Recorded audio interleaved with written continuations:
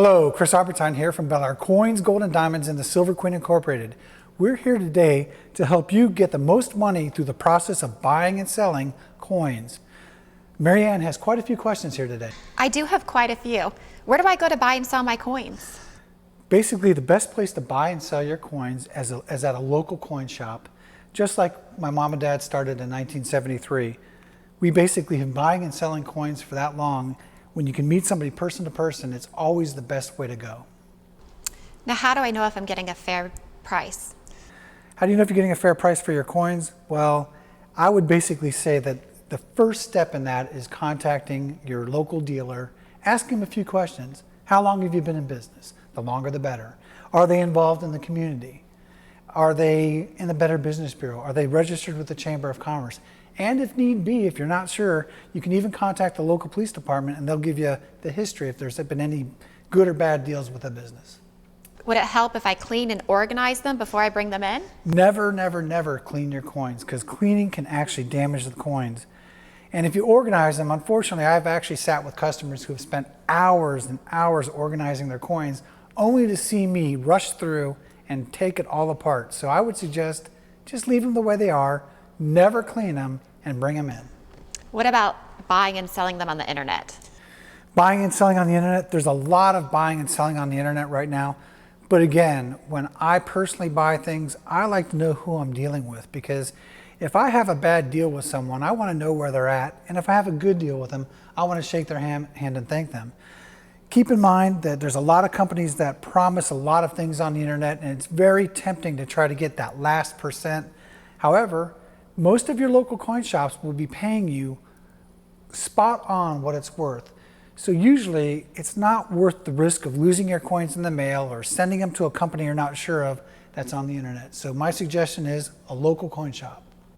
Should I send them to a professional grading service first? Well, you don't really need to send your coins to a professional grading service to get a fair price. Basically, some of your coins may need to be sent out, but usually it takes a professional to even tell you that. What people don't tell you is they do send these coins out to be graded, they encapsulate them, but this process is $26 per coin, and it takes about 3 to 4 weeks to get that done. Usually, most coins aren't worth that. It's not worth getting them graded. But there may be a few, but your local coin dealer will be able to tell you right in front of you which coins you should and should not send out. Are the older coins going to be worth more? Older coins are not always worth more. That's kind of a misnomer. There are actually ancient coins in my store that I sell for $15 a piece. That means if you had that coin for 2,000 years, you only made $15. What makes a coin valuable is the metal content, the grade, the country. The grade meaning the condition. Is it worn, is it beat up, or is it in pristine condition? And whether it's gold or silver, possibly the year it was minted might make an effect, but it's not how old it is, because some years maybe there was a fire at the mint and they didn't make any coins that year, and the ones that they did make are worth more. Also, some mints are worth more, like the San Francisco mint can be worth more than the Philadelphia mint, and there was also mints that don't exist. Back in the 1800s, there was a Carson City mint, there's a New Orleans mint, the Charlotte mint, the Dahlonega mint. Those coins can be quite rare. How would I find out if I have a rare coin? One of the best ways, just like in the car industry, the Blue Book of Coins has been around for 50 years or more, and it is actually the one that you really need to go to. There's a lot of information here. It's a great guide. Usually if you see a price in here, a dealer will pay you close to this price or a little bit under. Now, if I have the complete set like these, will they be worth more? Well, yeah, the complete sets that you're talking about, a lot of people come in here, and as they were collecting their coins or buying their coins, they would put them in these folders. However, you see there might be a few holes missing. Generally, the holes that are missing are the rare dates. And that's because a lot of the people that collected coins just pulled them out of circulation, they put them in here, and to get the rare dates, even to get the rare dates back then, you had to go to a coin shop. So generally, yes, if you have these holes filled in, that means you have the rare dates. But it doesn't necessarily mean if you have a collection that is full that it's worth something.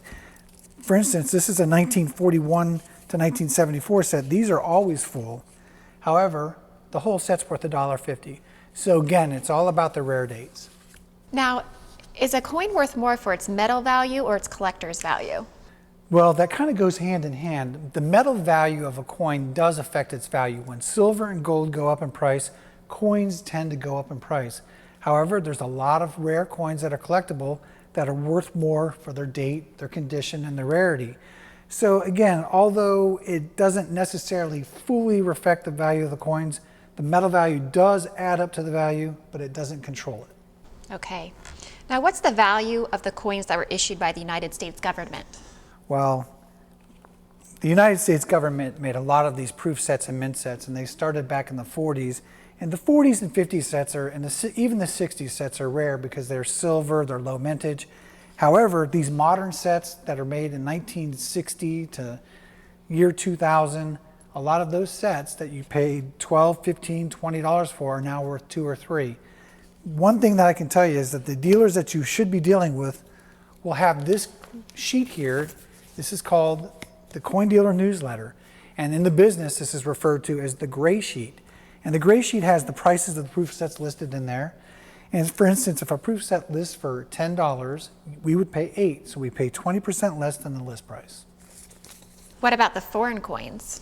Foreign coins. Well, most foreign coins in the United States have come over after World War I or World War II, or they came back from trips of Europe, like when, well, hey, I'm coming back and I've got a few francs in my pocket or a few Deutschmarks. And those coins tend not to really be worth something. Keep in mind, if you have a coin from the 1800s in the United States, that's an old coin, but Europe is 2,000, 3,000 years old. So you could have a coin from the 1600s and it still may not be worth much. So most European coins and foreign coins that come across our counters are not worth very much. Where could I buy and sell some of these coins for investment? Good question. Of course, I always recommend your local coin shops because again, it's where you can actually meet the person you're dealing with. To actually deal on the internet, you know, there are people that are reputable out there dealing on the internet. However, for the little percentage that you're going to be saving, it's not worth the fuss and muss you have to go through and the stress of wondering, did my check get there? Are my coins coming? What's going on? It's always best to do business with the person you can actually look at, trust, and know that they're there. If I choose to invest in coins, will they increase in value in the future? Well, not all coins increase in value. Just as I said, the government mint sets didn't increase in value, but a lot of coins do increase in value. Again, because we talked about earlier, the gold and silver value. However, a lot of people ask me that question because they're trying to decide, well, I've got these coins and what am I doing with them? Do I hand them down to my heirs? Will they be worth a lot? Will my son want them? Will my grandson want them? A lot of times people are very shocked because what happens is they leave them the coins and only to find out that little Susie or little Johnny went out and sold the coins, and sometimes they sold them for less than you would have sold them for. So the best bet is if you're thinking about selling these coins and giving them the money, that may be one way to go, but just ask. Ask them if they want the coins or not. We answered a lot of questions today, and keep in mind there's no way we could answer all the questions you may have in a short video. So my suggestion is check out our website at belaircoins.com. Again, that's belaircoins.com. And you can even email me. We have another website, chris@silverqueen.com. So again, our website, belaircoins.com, or email me at chris@silverqueen.com. Keep in mind, we've also joined the new revolution. We all have smartphones now. So you can text any coin question you have to me or text me a picture, and I'll be glad to answer your questions. That number is Chris Arbentine, 727-458-2148. 727-458-2148. We've answered a lot of questions today, and we hope you learned something. Thanks for watching this video.